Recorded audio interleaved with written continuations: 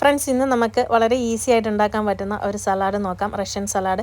അത് ഭയങ്കര സിമ്പിളാണ്. അതേപോലെ തന്നെ പെട്ടെന്ന് നമുക്ക് ഉണ്ടാക്കിയെടുക്കാൻ പറ്റും. അപ്പോൾ അതിന് വേണ്ടുന്ന എല്ലാ സാധനങ്ങളും ഞാൻ ഇതിനകത്ത് കൊടുത്തിട്ടുണ്ട്.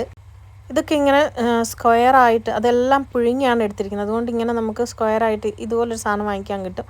അതിനകത്ത് വെച്ചിട്ട് ഇങ്ങനെ ഞെക്കുവാണെങ്കിൽ ഇങ്ങനെ സ്ക്വയറായിട്ട് വീഴും. അപ്പോൾ അതുകൊണ്ട് നിങ്ങൾ നേരത്തെ ഇതെല്ലാം ഒന്ന് ജസ്റ്റ് പുഴുങ്ങിയെടുത്ത് വയ്ക്കുക.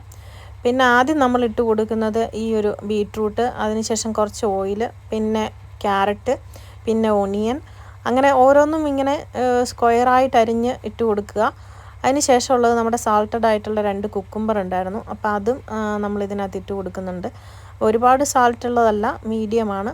അതിനുശേഷം നമ്മുടെ പൊട്ടറ്റോയും നമ്മളിങ്ങനെ ഗ്രൈൻഡ് ചെയ്ത് കൊടുക്കുന്നുണ്ട്. അതിങ്ങനെ ഈ സ്ക്വയറായിട്ട് കിട്ടാൻ വേണ്ടിയിട്ടാണ് ഈ ഒരു ഇതിൽ ഇങ്ങനെ ഇടുന്നത്.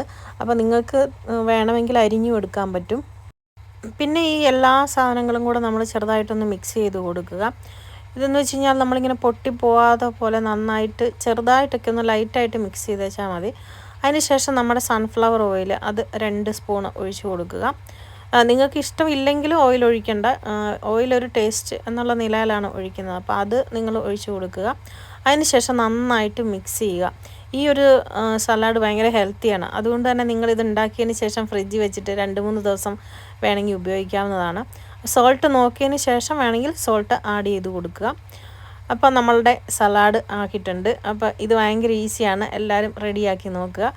എന്നിട്ട് നിങ്ങൾ അഭിപ്രായങ്ങൾ പറയുക. ഇത് റഷ്യൻ ട്രഡീഷണൽ സലാഡുകളാണ്. ഇത് ഭയങ്കരമായിട്ട് ഇവിടെ പോപ്പുലർ ആയിട്ടുള്ളൊരു സലാഡാണ്. എല്ലാവരും ഉണ്ടാക്കി നോക്കുക. താങ്ക്